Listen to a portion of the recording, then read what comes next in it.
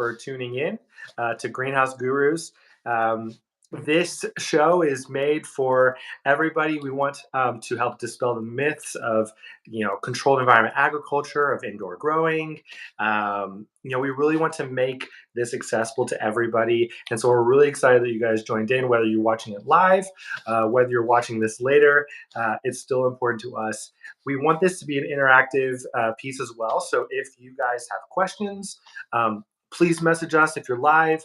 If it's later, leave us a comment, and we would love to get back to you. I personally monitor our YouTube account, and so I'll be able to get those answers for you. So throughout the night, if you guys think of anything or you need clarification on something, please chat it in, and we'll just kind of take it from here and see where the night takes us. But tonight, I'm really excited. We have a really awesome guest. This is Janice Castro with us tonight. Janice, I'm so stoked to have you. I feel like I just pestered you enough, and I just asked enough times, and I just kind of wore you down to get you on here eventually. But hey, I consider it a win. You're here. So hey, it takes some time sometimes, So let's jump in. Tell us a little bit about you, your role at Eden Green. Let's just start there. Tell us a little bit about you. Okay, well, like Bryson said, I'm Janice. I am currently the operations manager at Eden Green. I think I've been in this position for over 5 months now, I want to say, like 5 months. Yeah. So this specific position is kind of new to me still. I'm still kind of learning the role a little bit more. But I have been at Eden Green for about 4 years now. So I have been with the company a little bit longer, but this new role is pretty fresh. Okay, nice. Well, I definitely want to get into obviously your position, what that means, what that looks like. But before we do that, I want to get to know a little bit more about you. I want our audience to know a little bit more about you. And so when it comes to Janice, where do you live? What are some of your hobbies? What do you like to do out of work? Let's hit that stuff first. Okay, so right now I live in Godly. I'm probably maybe about 15 minutes from work, so that's really great for me. Nice. I have to drive far. My hobbies, I have a lot of little things I like to do. I like to work on cars a lot. I kind of grew up a lot around my dad. He was always handy on the cars, and me and my boyfriend work on my car all the time. So we're getting our hands dirty all the time. Sometimes we like to work on our yard as well. We recently bought a house this last November. Congrats. Thank you. Yeah. Been like fixing up our yard. We've been cleaning up the house and like painting. So those are like, we like to just be really creative. We're currently gonna work on creating a garden, so green Okay. up on that. Yeah. So that'll be the long-term goal for it. But I love to watch movies as well. On the weekends, you'll catch me on the couch all day finding new things to watch or a good series. So if anybody has good recommendations, let me know. Yeah, I see some artwork behind you that looks like it's Japanese inspired. Yeah, Are you an anime fan? a little bit, yeah, maybe a lot of it. Okay. I have this cute little mermaid up here that I drew a couple years ago, and I have my little mushroom house, and then got my little poster going on here. Nice. I Nice. watch anime. Currently, we're watching One Piece. I don't know if everybody knows about it, but it is a very long series. I can't remember what arc we're on, but I don't even think we're halfway there. There's like 1,000 episodes out there. Okay. Okay. If you're watching and you love One Piece, leave a like, leave a heart, something. We need to know if we got some people out there watching this.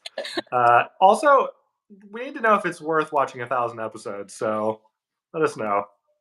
I will say the first couple of series are a little bit hard to get to because it's like the intro of it and Yeah. like graphics of it pretty old school. So like if people like old school anime, like that'd be a good one to watch. Um but the ones now, like all of the fight scenes are pretty insane. Like the graphics on it, it just gets better and better. I like seeing the progress of like how they started versus where they're at now. Like it's different, but it's great. I love anime. It's awesome. Any anime I love to watch. Nice, nice. And then you mentioned you're working on cars. I know because I've seen it happen. You have your baby. You have a baby car. Yeah. This is your one that you've been working on for a while. Tell us about that one. So I have for the car people out there, if there is any out there watching. I have an Integra. It's a 1997 Integra.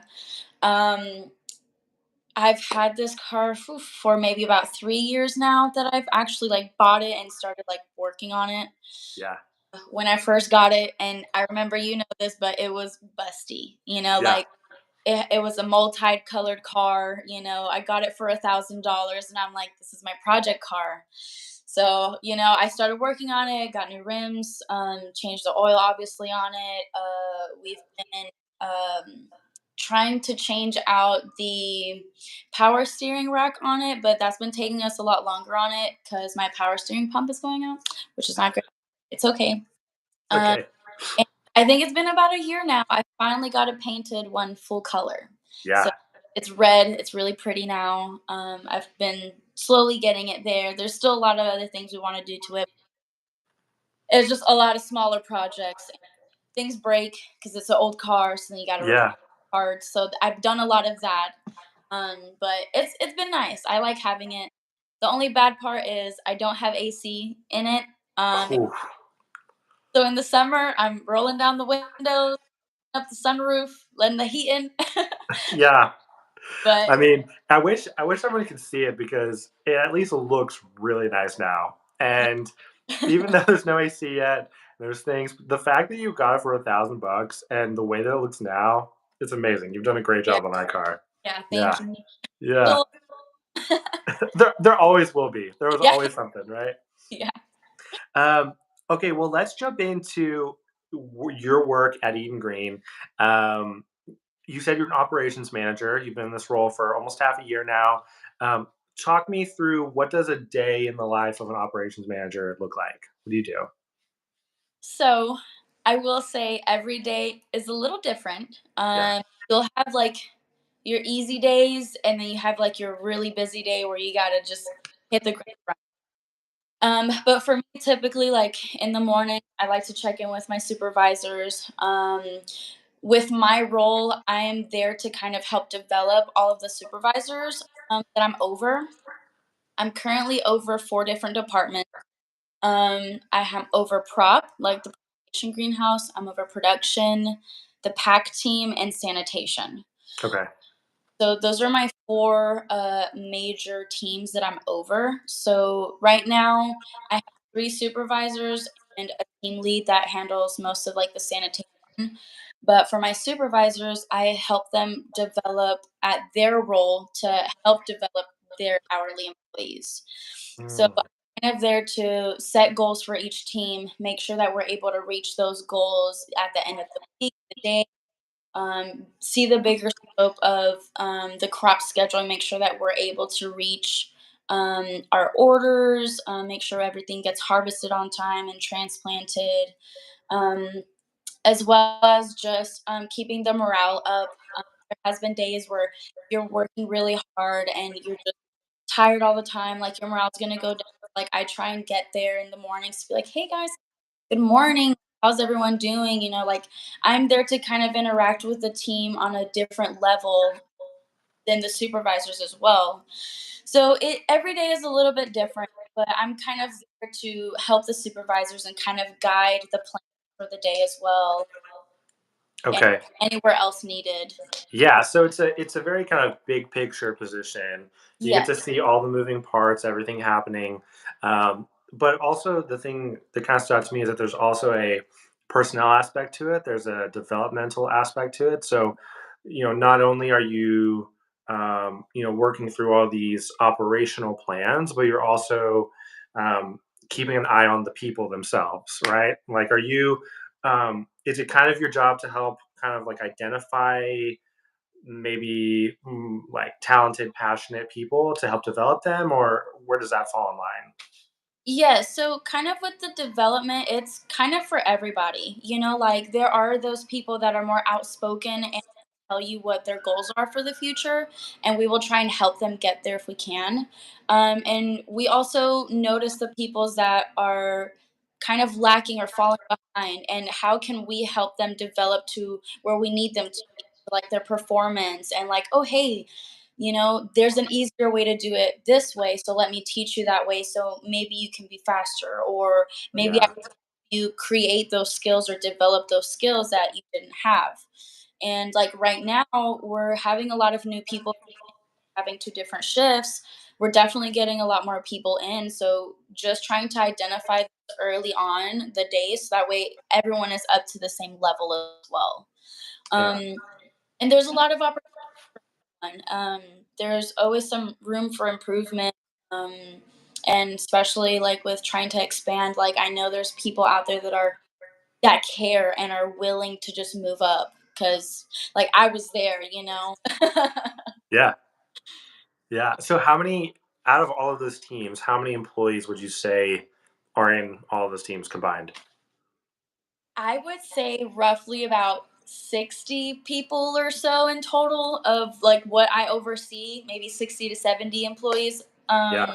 But you have all their departments as well, like you have your shipping and receiving, you have your grow team, you have your facilities team. Those teams are managed. The biz ops team, like there's a lot more team members that I don't have to manage, but over like under me, it's like 60 to 70. So it's a lot. Wow. Wow. That's Yeah. a wild. That is wild. Okay, so 60, 70 people under all the teams that you manage. That's incredible. Um, do how do you deal with that many people and like that many personalities, and that's a lot to manage. I mean, what's kind of your approach to that? Um, I will say I'm not great with names, but I have really gotten down with learning everyone's name and at least, taking a time in the mornings when I do my morning walk and just kind of, hey, like if you're harvesting, I'll be like, hey, Bryson, how are you doing today? How's your child, your baby? Yeah, How like I try to learn little things about everybody so I can make a better connection and just be like, "Hey, like I want to know a little bit about you. Like this is your first day. Like, hey, I'll introduce myself and just get something that way long term. I know when to stop you or if you're on your break or before you head out. I'm like, "Hey, how you doing? Tell me about your husband, your wife, your children. What did you do last weekend?" Like yeah, Sunday, I'm like, "What did y'all do this weekend?" This is what you know? So it takes a lot of time out of your day to really do that. And sometimes it sucks when I don't get the chance to really say hi to everybody when I have busy days, but I really try to put myself out there. And I have a great example because that's what you used to do with us and Garrett. Like you guys very personal, and even on your breaks, like you would sit down with us and just, hey guys, just kind of break the ice yeah, instead of them being intimidated by me. I don't want them to feel. I want them to feel welcomed by my presence and try and make a positive interaction with people and just a good impression. Like I've just always been wanting to be that person. So I just think that that's just your first start, and just you might not get to everybody in one day, but at least within a month, just have a goal to have a conversation with someone that you haven't in a while. So yeah, yeah. No, I think that's so interesting. Um, I read something somewhere that said that um, oftentimes a company is in trouble when their people stop talking. And if people stop talking to each other, if they stop talking to their management team, if they, stop having ideas and stop trying to make things better and stop verbalizing and communicating, then that's when a company starts to really go downhill. And I feel like what you're doing is being so intentional to make sure that that's not happening. Like I think that that is something that a lot of managers and a lot of team leaders kind of forget is that open line of dialogue, that open line of communication is so key, so critical to the health and development of a team and a company. So I think that's really awesome that you're taking the time to do that, and that's a daily thing for you. I think that's really cool. Um, I know a little bit. Obviously, I hired you No, I didn't hire you way back when. Actually, my dad did. Yeah. So, but we've worked together for several years now. Honestly, our whole careers at Eden Green, we've worked together, and so I know what your career journey is like. But I find it's like so inspiring, honestly, because I think it's such a like success story, and I think like there were so many like ups and downs in this, and so many different things. You came in pretty young, and we're still kind of trying to figure out a career path and what you want to do. And so I want to chat about that. So, from your perspective, and we can go back as far as you want, um, maybe from high school going into, your first jobs and whatever, but like, how did you get here to Eden Green? How have you gotten to the position that you're in 4 years? Um, well, I guess I can start a little bit in high school because I was going for something different. So my junior and senior year, at my school, they were able to give out like different classes in college, like different college classes you could take. Okay. And they had a cosmetology class at a community college. And so Yeah. I ended up doing that for 2 years. So I started out my mornings in high school, and then I ended my day taking cosmetology classes. So I ended up passing everything. I graduated from it. The only thing I needed to do was take my finals. I had to do a practical and I had to do a written. I was certified at everything, but I just never found that to really be my passion. Sometime here and there, I'll do like my sister's hair, my mom's hair. I'll cut it. I'm still really close friends with one of the people I met in cosmetology, so she cuts my hair. So Nice. like that was just something I learned at that time, and I thought that was something I wanted until I graduated. I was like, I don't want that. So I took a little bit of a break from school after I graduated. Um, Really didn't work for a lot. I do know my first job was in Kohl's, and that didn't last long. I did retail, um, and I will say one thing I learned from Kohl's is how to fold clothes. So I fold my clothes very well. That's amazing. Yeah. And so then kind of after that, I was looking for something different. I really didn't know where to go to work. So I ended up going to a hiring agency here in Cleburne. And they gave me a couple of options, and one of the options was like a green. And when they brought that job description to me, I didn't know really what that meant. I was like, a greenhouse, like what does that look like? Am I out in landscape, and just harvesting out in the wild? Like I don't know what that looks like. I really don't. Yeah. So when I first pulled up to the gates, I was like, okay, this is interesting. Like we're indoors, completely different. I started working at Eden Green as a temp, um, and it was completely different. I walked in those doors. You gave me the tour. You off to the production manager at the time, and I was just like, "Oh my gosh!" Looking around, I'm like, "This is crazy. I've never seen anything like this." Yeah.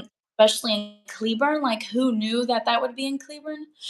And it was just so amazing, and I learned so much. I ended up getting some allergies from sage, but that's still a little traumatized by that. Yeah. Yeah. I see. I see. Yeah. But it was awesome. How After how how old were you when you started? When you came as a temp? I think it was around 2019. I think I was like 18, Okay. like Yeah. it was like ending of 2019. It was in like ending of November. I believe it was like after Thanksgiving. Yeah. That I started there as a temp, and then I believe like in March or April, like around that time of 2020 was when I officially got hired on from that. Okay. So I've been official at Eden Green since 2020. Yeah.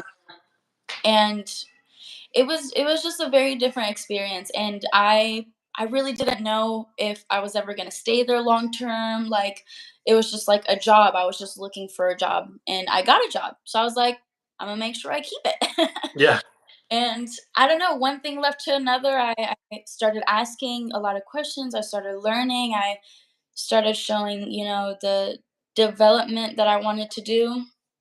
And what's funny is I remember sitting down and talking to you one time and saying, "Hey, I'm going to go back to school and go to nursing." And you were like, "No, don't go."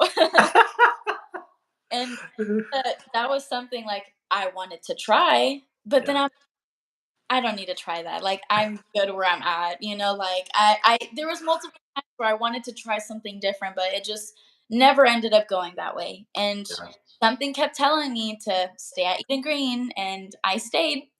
And it's been a great journey. I was able to transition and learn everything from the greenhouse one, when it was originally the research and development greenhouse. Like, I was able to learn like a lot of the varieties, yeah, like the purpose behind what we were doing. I was able to see the other greenhouse getting built next door, um, the opportunities that were given to us and were shown. Like, we were received a lot of development, like programs and stuff like that, that were able to help even me like try and get to this position. So there was a lot of opportunities. And I really enjoyed that. And I just kept wanting to grow and kept pushing. And just one thing left to another. And I became the production manager. I Oh, think I, I think you're being very nice about this. One thing led to another. There was a lot of hard work and a lot of intentionality, and it wasn't just one thing led to another. You worked freaking hard to get where you're at. So, yeah. um, Megan was asking what position you started in at the I greenhouse. had an entry level, so a production technician. So I Okay. was boots on the ground. I harvested, I pulled, I transplanted. I got on a scissor lift and harvested on the tops. I even started helping our maintenance team that we had back in the day. And I remember, you have to get the clog six ways and the line, got to find the leaks. So it was a lot of like moving up and down, walking around. You definitely get your steps in, carrying boxes, cases, taking them out to the coolers. Yeah.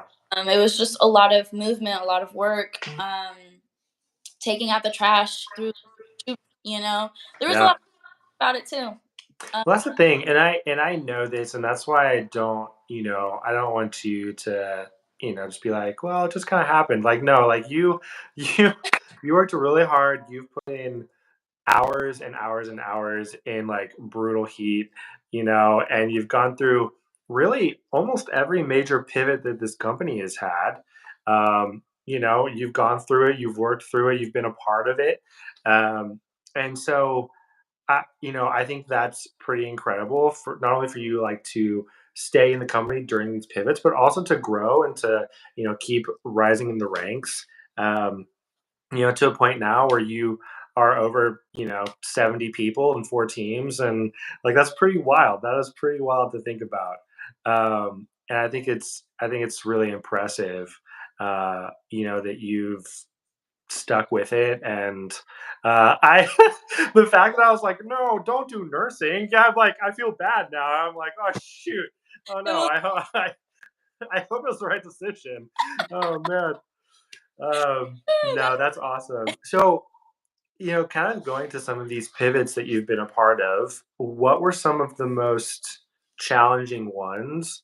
And how did you kind of like work through that, or kind of for let me phrase it this way. So a lot of people, change is hard, change is very difficult, especially in a company, where maybe you're imagine if Chick-fil-A started selling burgers. That would be a really hard change for a lot of people. It would probably make a lot of people unhappy. And we never did anything that drastic, but there were some pretty significant pivots that we made. And so that can really kind of affect people in a negative way oftentimes. So how did you, first of all, what was the hardest one or the most challenging one that you think? And how did you, work through that and succeed? I do agree with you.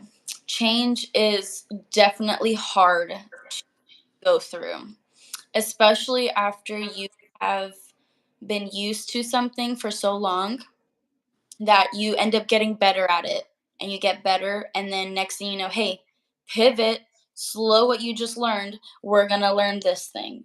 Yeah. And like, oh my goodness, like what? I just got better at this. What? Why do I need to learn this way now?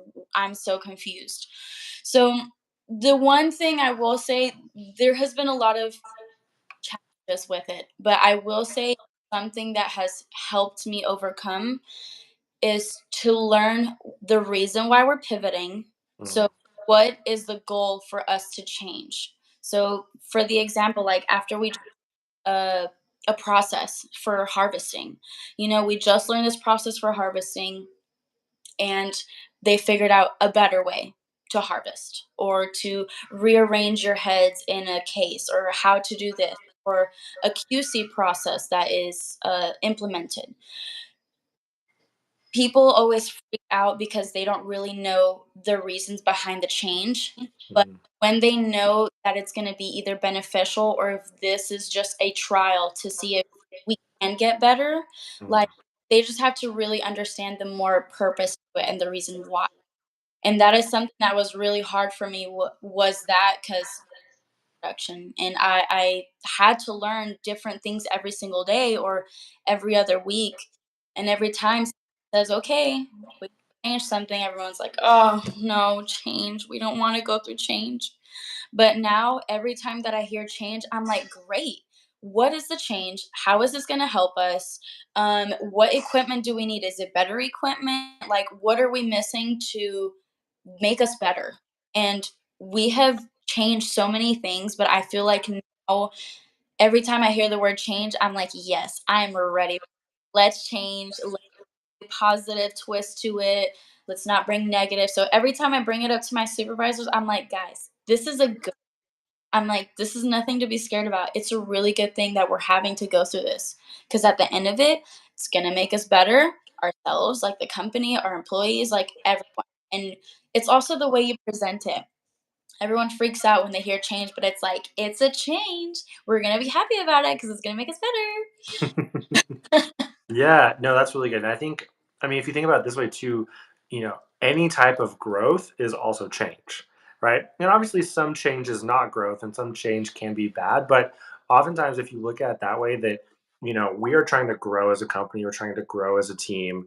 And that's going to involve change, right? We're constantly evolving, we're constantly, creating newer and better processes. How do we make this faster? How do we make it more accurate? How do we make it cleaner? We are trying to better ourselves as a company, trying to better ourselves as individuals, and you're trying to better your team. You're trying to better your supervisors and the people under them. And yeah, I think that oftentimes so many leaders are quick to change, which is fine. But I think oftentimes what gets lost is what you're saying, the communication about why. Why are we changing? How is this going to help us? How is this going to make us better? And acknowledging that, yeah, it's going to be uncomfortable for a second. That's going to be uncomfortable. We're going to have to switch how we're doing things. But in the end, this is the goal and this is why and this is how it's going to make our lives easier and better and you know save on this or as a company just continue to grow and build. I think that's a great point. I mean, I think that that really helps a team, right? To know the why. And let me get your opinion on this. As you've hit so many different positions in your career already. You've been a supervisor, you've been production manager, you've been greenhouse manager, now you're operations manager. Um, do you do you feel like your time in all of those different positions kind of gave you insight into what type of information is needed? Like, do you feel like you can?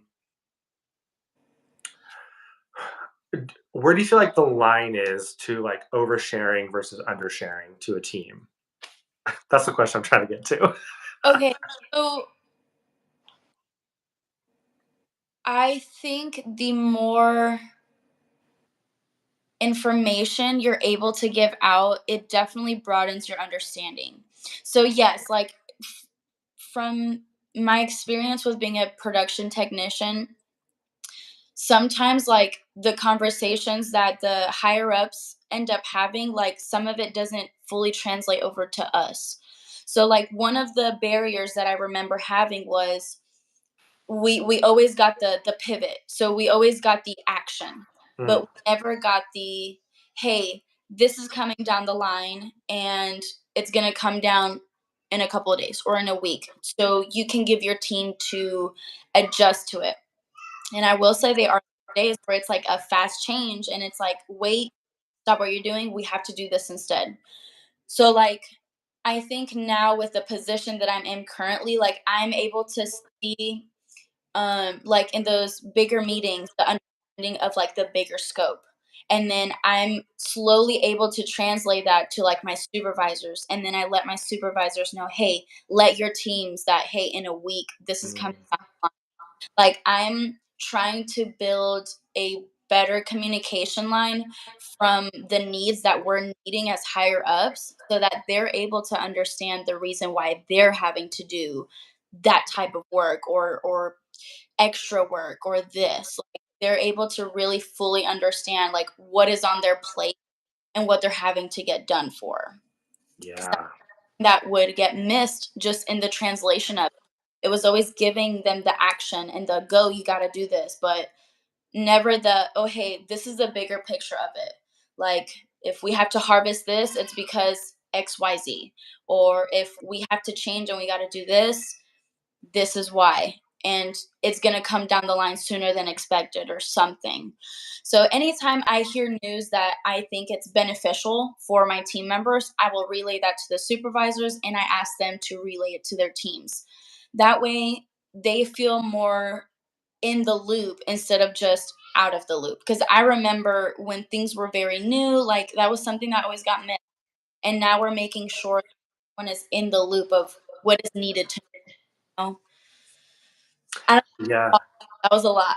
No, no, that's really good. I'm just thinking through a couple different things here. I mean, I think as humans, we fill in the gaps, right? Mhm. Like with whatever's going on in our own mind, we will fill in the gaps of the unknown, right? And so I think that like when teams come into play, when employees come into play, and you have multiple groups of people, the knowledge, like you're talking about the filters of the knowledge coming down, if it starts off this big, by the time it gets down to the bottom, it's this big, like and that's how much information they're getting. And so what are they going to do if you're down here and you're getting this tiny tiny amount? You're going to fill in around it from your own mind and what you're kind of observing around you, and oftentimes that can will very much lead to like a detrimental mentality, and like it will scare people, it will make them uncomfortable, they'll start talking to each other, they'll start filling in their own gaps, and it can get kind of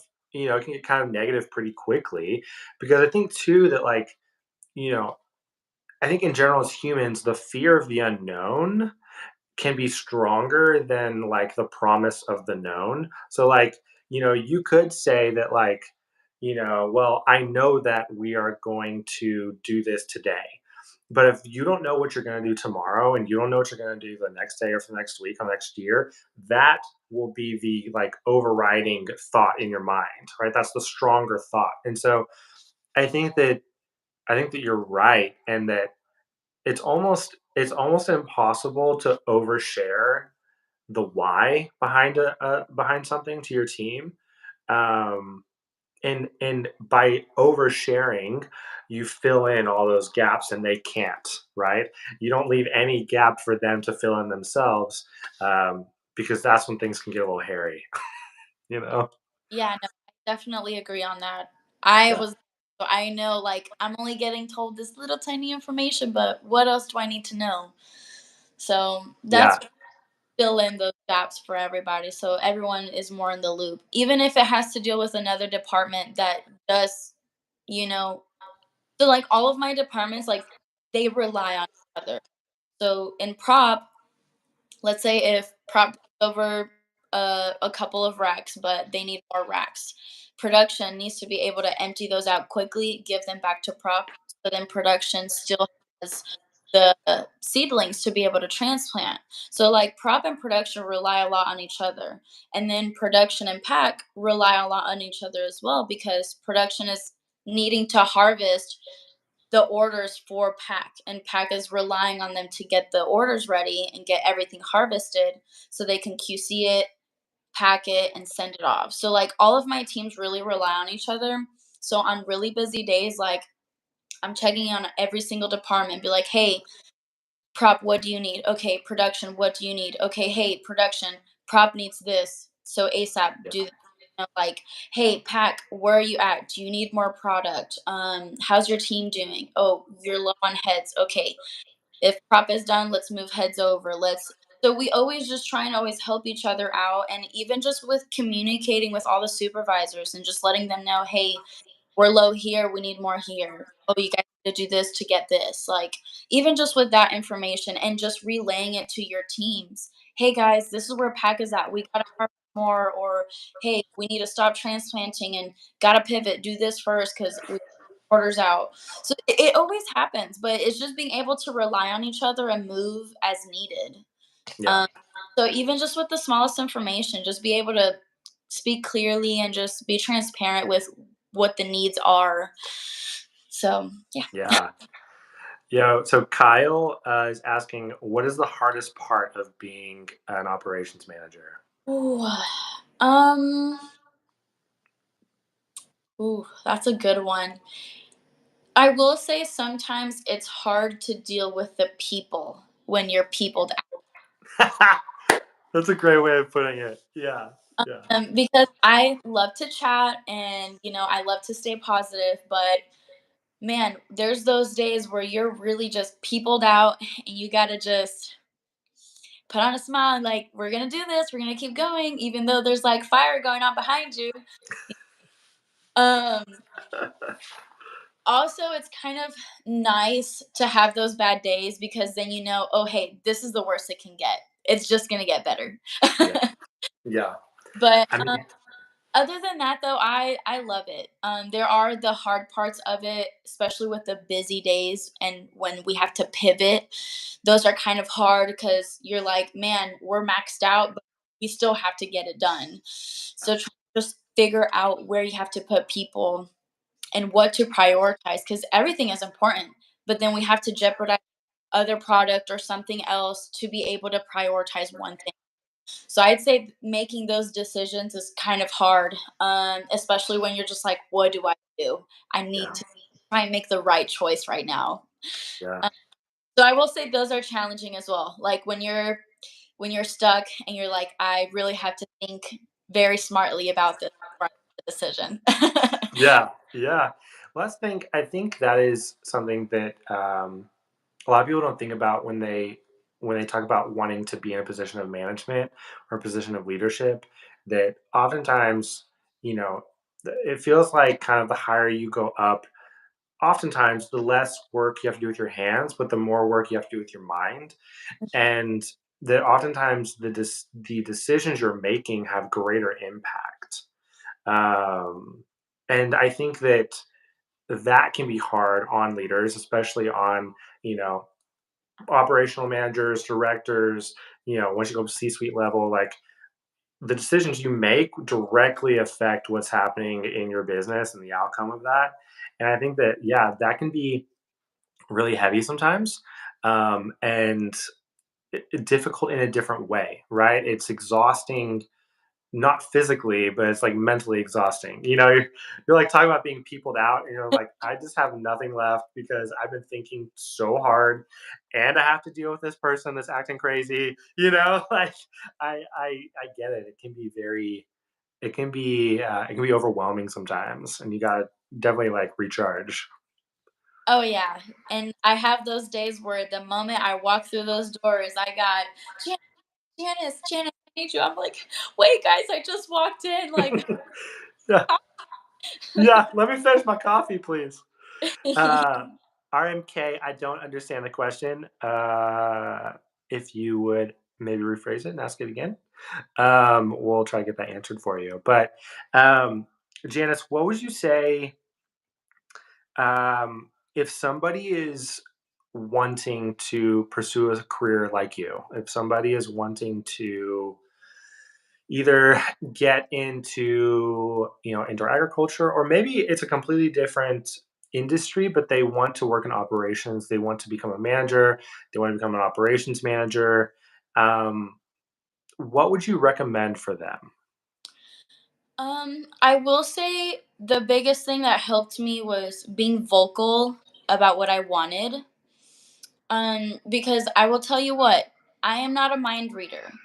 And, you will have your people out there that are a little bit more shy to really say what they're wanting in the future. Mm, And I would say, like, just start voicing it, like, start making it known of where you're wanting to be at. And hey, like, maybe you won't get the opportunity now, but like I know on LinkedIn, there's a lot of little seminars that you can get into of uh, like management or like communication, like little stuff that can try and develop you into that position already. So you kind of have some like backup and a little bit of more knowledge of how to manage people and trying to find that leadership skill. Um, I know that helped me a lot, especially going through like the courses that the company has provided for me. Like I was able to learn a lot through there, and it really just kind of helped. So I'd say the first thing is just be very vocal about what you're really wanting, and if it's that, okay. and talk to the right people, like not just your peer, but talk to your supervisor, talk to their supervisor as well, and just loop in, talk to HR and be like, hey, like, what can you guys provide for me if I'm wanting to get to that position? How long do I have to wait? What do I have to do? And kind of figure out on your end. Yeah. So let me ask you kind of the same question, but kind of flipping it a little bit. So as an operations manager, as somebody who oversees 70 people, what can somebody do to like catch your attention, to say like, oh, that is somebody who I should keep an eye on because they seem committed. Maybe they could be somebody that could move into management, move into supervisor, keep moving up. Like what should and what can employees do to capture the attention of their managers and their superiors? I will say, um, being the best that you can is one thing, but just really hard worker. Like you can like I try and walk the floors. Like I can pinpoint like the people that are willing to stay late, the people that are really caring for their actual position. Cuz you'll have your employees that are there to just get a paycheck and you can really spot those people. But then you have the people that really care and are always bringing up new ideas to your supervisors or to me, like, "Oh, hey, Janice, I thought about this. What do you think about this?" I'm like, "Oh, hey, really great idea. Like, let's see if we're able to do that, or, show our options, like what we have." Um, but just like I think for me, it really helps me pinpoint like who can be at that level because I started out at an entry level. So like I feel like I knew what it took to get to that position. So like I kind of start noticing people kind of like me that were always like, "Hey, I want to learn this, this, and this." I'm like, "Whoa, you sound like me a couple years ago." Yeah. you know? Yeah, that's great. Kyle has another question. That's a good question, Kyle. How do you help employees develop their soft skills? So that is something that I'm currently working on with all of my supervisors. I know my production team is probably the biggest team, and we tend to do one-on-ones. So in our one-on-ones, I have my supervisors have it with each employee, and they take like 10, 15 minutes, maybe 30 minutes if needed, but we kind of start reviewing like, hey, how do you feel you're doing? And then we'll give them that feedback of where we think they're at, what we try and work on. Like we try and open the floor to them to vocalize, hey, like I'm really struggling with this task, but I was always afraid to ask. Or because I've had some employees like that they've just always were afraid to ask about how to do something or how to make it Mm. better. when we just open the floor, just a quick little one-on-one, they're like, "Hey, I feel a little bit more comfortable just talking to you personally instead of having a crowd around or something." So that's one of the things that really does help, is having those one-on-ones and identifying, their soft skills and how we can make them stronger. And also with observation, my supervisors are out on the floor, taking an eye at everything. Like, we try and have set, um, I'd say like a set amount of rows that you would have to do a day per person. So like, if I'm like, "Hey, Bryson, you have to do 2 rows today, and you have to harvest and pull it by the end of today," for an example. Yeah. Um, I'm noticing that you're falling behind by the first 2 hours or half a day, that you've only gotten 1. I'm like, "Hey, like, what's going on? What are the skills that you're using right now? Oh, you're doing this instead of this. Hey, this is gonna help you get there faster." Or so it's just observation and having that one to really identify where they're at. And maybe they even see that they're not doing great at this, but they've just always been really afraid to ask or even say Yeah. about it. Mm. So it's not, yeah, so you don't ever assume, like, Yeah. yeah, and this seems to be kind of a theme for tonight is, communicating, um, and intentionality and like taking the time, uh, even though you have, 70 employees under you, taking the time to know them by name and to know what's going on in their lives. And, also trusting your supervisors that you have, because they are probably your eyes on the floor. Um, but like constant communication, um, and on both sides, like on you as a manager and then also as your team for individuals who do want to continue to progress in the company and continue to make a career out of this. um, Communication seems to be the key, if you will. It really is. Yeah. Oh my gosh, dude, this is crazy. This has gone by so fast. Oh my gosh, it has. I feel like it's been 15 minutes. I know, I know. We'll have to bring you on again, like next year or something, and see what's going on then. Yeah, yeah. Okay, so last question for you. All right. Um, when it comes to, we'll keep the specific for ag tech. Okay, so All CEA or any type of ag tech, and they can be related to your title and what you do or not. But in the next 5 years, what do you see happening, or what is exciting you about ag tech in general? Um, which is kind of like part A, and then part B is, what would you like to see happen in the next 5 years? That's a really great question. Um, I would say for question A, continuing to grow. Like, just seeing the develop, especially just for Eden Green. Being at an entry level and seeing the R&D side, being in greenhouse 2, seeing that greenhouse developed and planning to continue to grow like greenhouses.